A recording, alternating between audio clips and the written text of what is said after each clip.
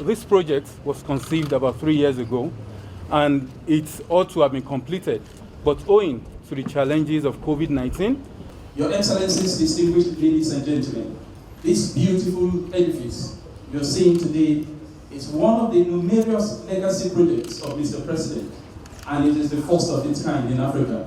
I think Mr. President deserves a resounding round of applause for that.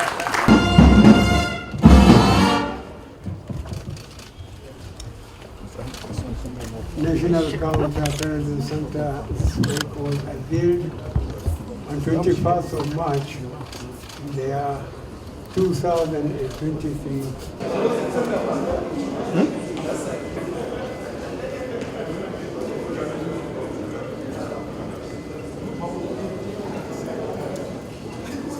During operations like sailing to rescue people and so on.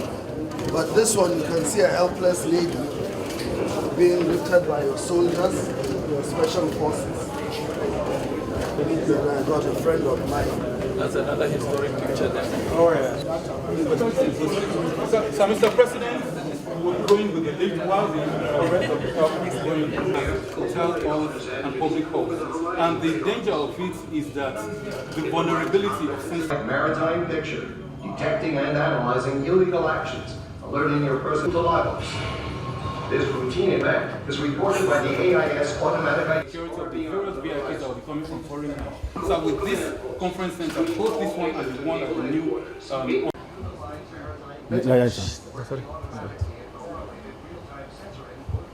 live feeds from the maritime domain and the land domain operations.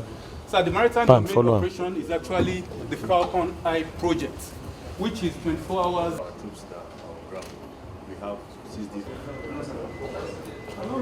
DGSS.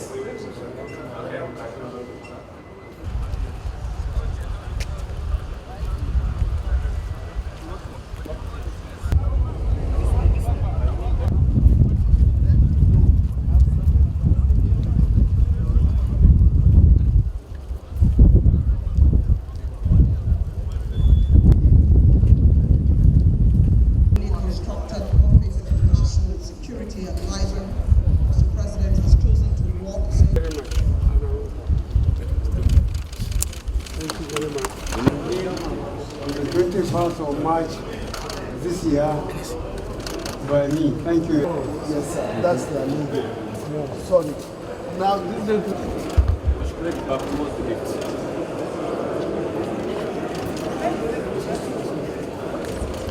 under the SGF's office, we have the Special Services Office that is attached to the NSCDC office, always documenting everything we do, the daily affairs of our work. So just to yes, sir. The Nigerian Navy and the Falcon Eye.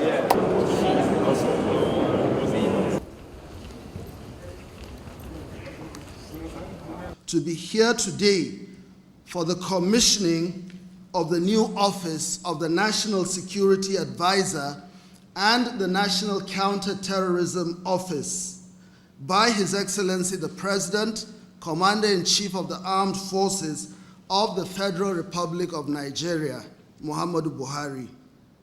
So, let me commence by stating that the Office of the National Security Advisor was created by Decree number 19 of 1986 and validated by the 1999 Constitution as the National Security Agencies Act.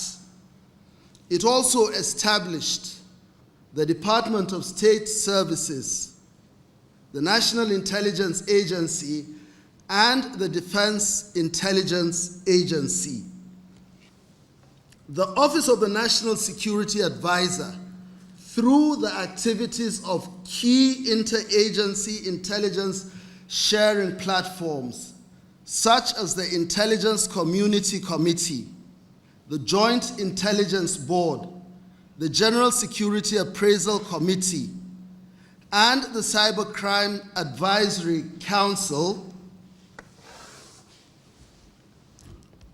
assesses the security concerns of our country and appropriately advises the President on all matters bordering on national security. Your Excellencies, distinguished guests, ladies and gentlemen, the dynamic nature of the global and domestic security environment has necessitated the modification and expansion of some of the earlier functions of the Office of the National Security Advisor. Now, some of these expansions include the establishment of the National Counterterrorism Center, which also has a new office that was just commissioned by His Excellency the President. One of the key reasons for the establishment of the new center is the series of amendments incorporated in the Terrorism Prevention Act in the year 2011, 2013, and 2022, which broadened the counterterrorism responsibilities of the Office of the National Security Advisor. Furthermore, the creation of the National Center for the Control of Small Arms and Light Weapons, which will soon be moving to its permanent location, as well as the proposed National Cybersecurity Coordination Center, are other major areas of expansion.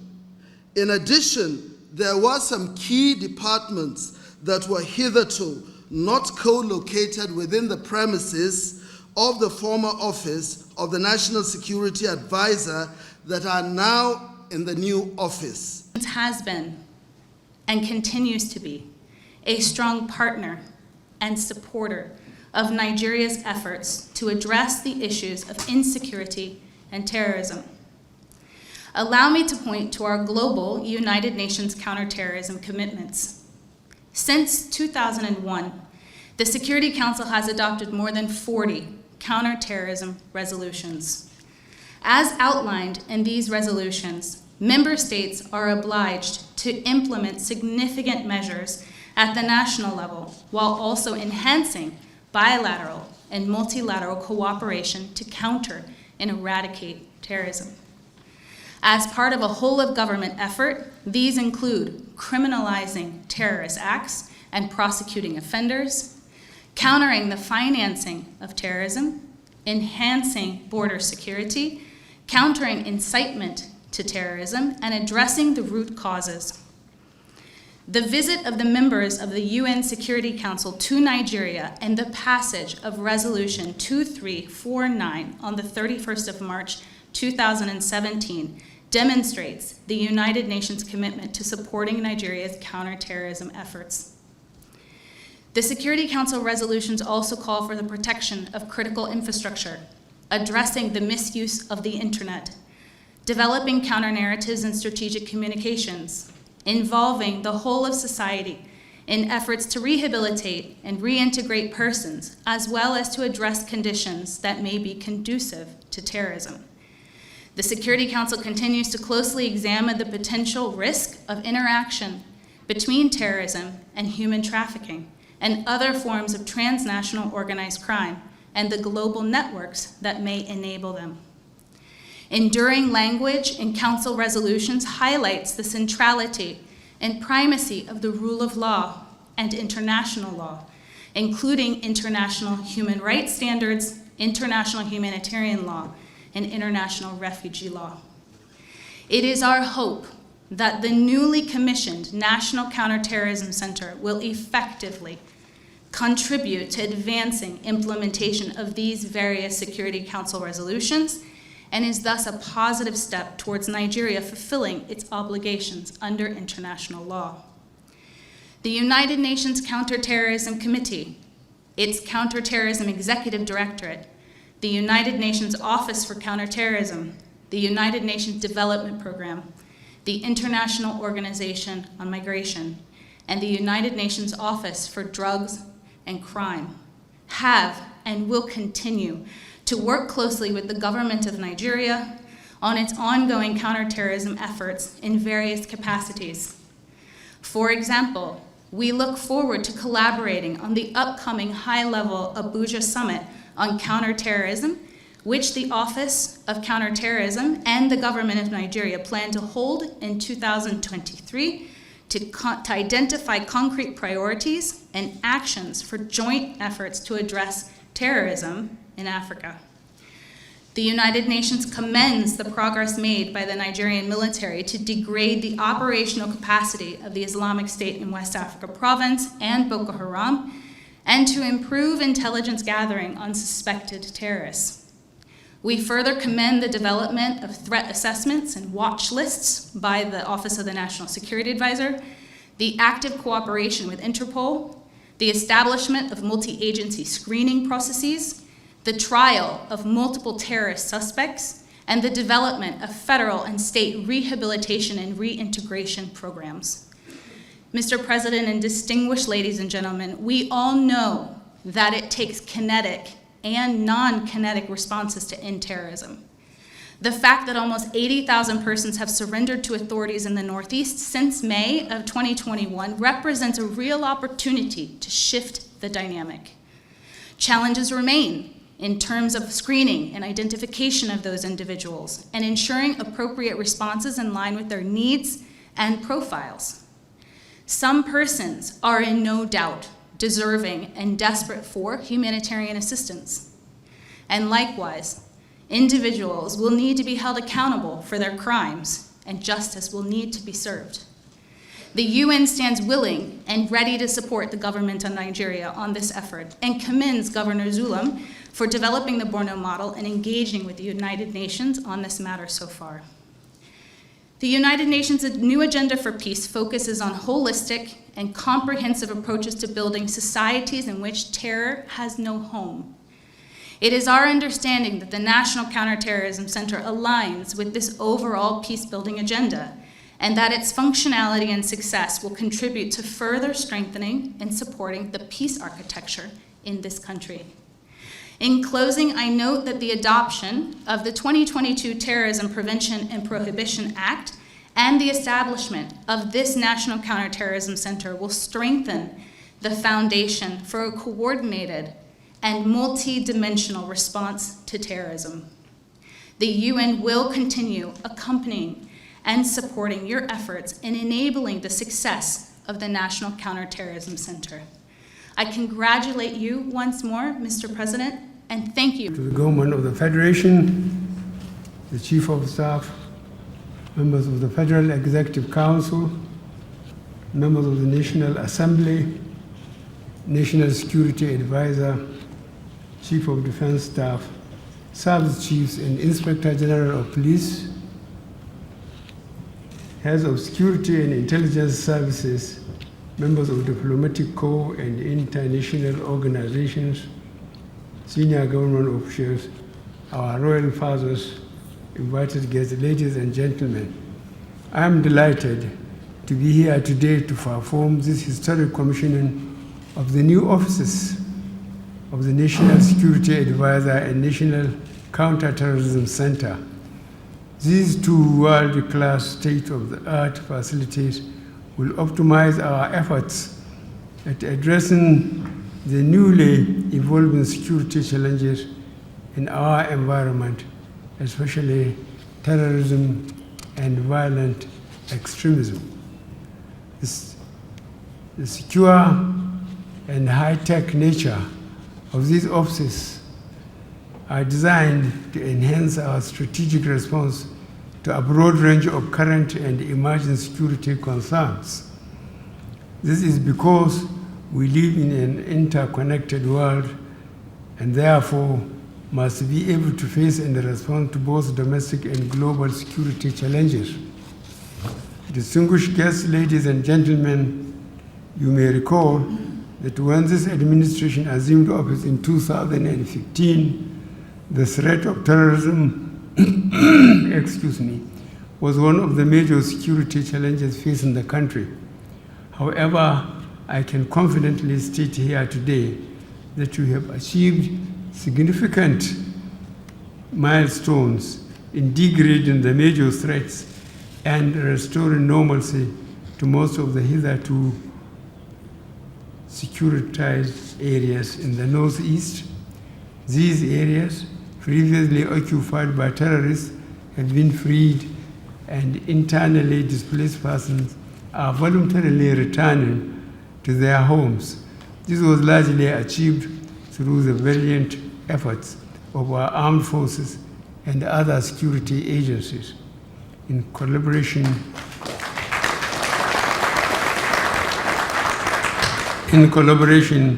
with our regional and international partners, but above all, the support and cooperation of the Nigerian citizens.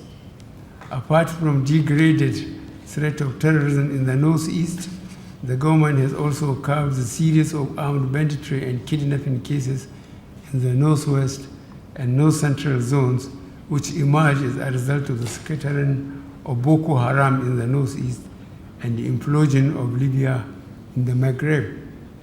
In addition, agitators in the southeast and to a much lesser extent the southwest, which have been experiencing concerns of separatist tendencies, have been checkmated.